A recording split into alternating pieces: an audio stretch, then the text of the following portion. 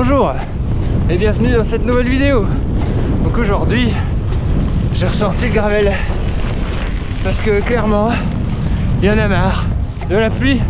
Pleut tous les jours, puis des sauts. Il y en a marre des averses, il y en a marre de la boue. Passer des heures à nettoyer le vélo et le bonhomme qui va avec, parce que on revient dans des états. Je sais que ça fait partie du vélo, du VTT en hiver, mais non, en hiver il doit geler. C'est pas l'automne. Enfin bref, aujourd'hui 40, un peu moins de 40 km en mode gravel, route et puis chemin blanc comme ça, parce que ça devrait le faire, voilà, parce que j'avais envie aussi. Et puis je suis pas à l'abri de me prendre petite averse aussi, mais bon, faut quand même rouler, garder la forme. Allez, c'est parti. Here we go.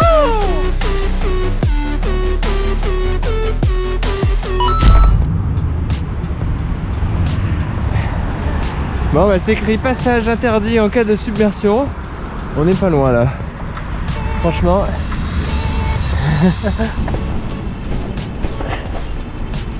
Les roues sont en dessous du niveau de l'eau, clairement. Ça a bien monté. Il y a notre astre qui essaye de faire une percée là, mais vu ce qu'il y a au-dessus de ma tête, je pense que ça va pas marcher. Ah bah il n'est pas en bon état ce petit tracteur.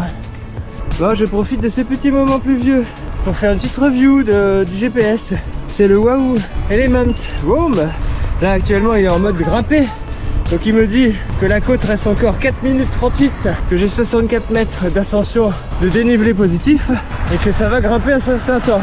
Bien évidemment, il fait GPS avec recalcul des itinéraires en cas de sortie de route. Et quand c'est comme ça, il change la couleur du tracé pour être sûr de ne pas vous tromper.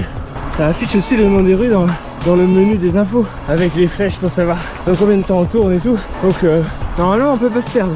Bon après moi j'y rêve quand même. On a également une petite page qui donne toutes les infos.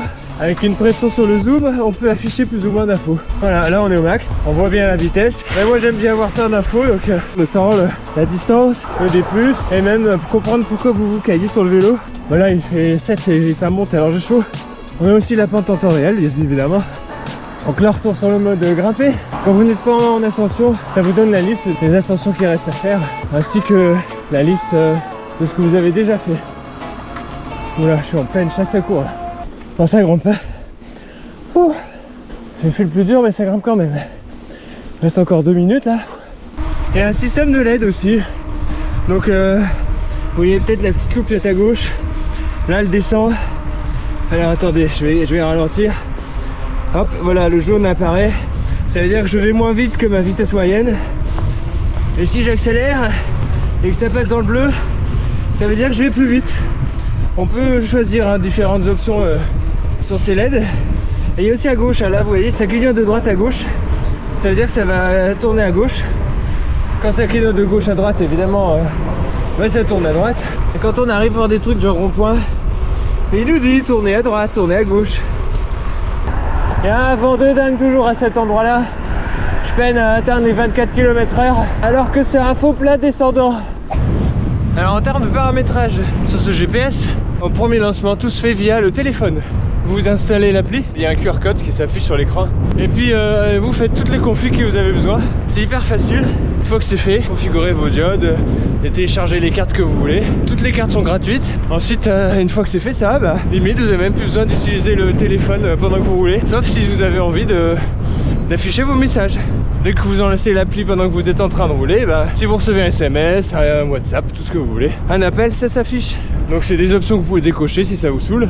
C'est rare que j'utilise cette option. Habituellement quand je roule, moi, le téléphone est en sonnerie. Si c'est important, je reconnais la sonnerie, sinon je laisse les messages éteints. Bon je suis pas épargné par la pluie, comme vous pouvez voir. Mais bon, c'est pas grave. M'en doutez un peu.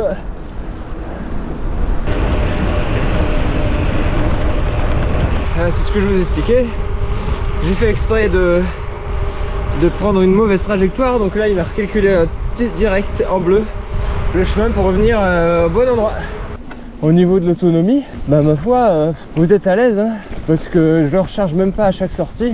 Je fais une sortie de 40 bornes, je suis encore à 70% de batterie, donc même les grosses sorties, ça lui fait pas peur. C'est quoi cette route pourrie là?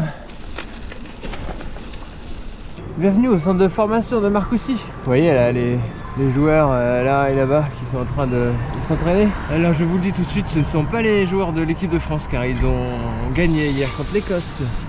Et donc ils sont pas encore revenus je pense.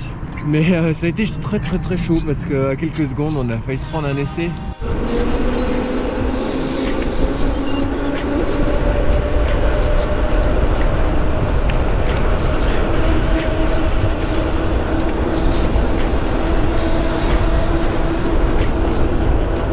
Vous voyez pourquoi j'ai pris le gravel aujourd'hui. Même les petits sentiers comme ça, c'est n'importe quoi. La roue elle dandine dans tous les sens. C'est la bouillasse, la merdasse. Bon bah voilà, ça y est, j'ai pas trop pris la pluie, mais bon un peu quand même. Donc 37 km, 288 de D+, pour un dimanche gravel, c'est pas mal. Une vitesse moyenne 20,4, donc ça c'est encore mieux. Donc j'espère que ce petit débrief Wow et Mano vous a plu. Je vous souhaite un bon dimanche et à la prochaine, salut.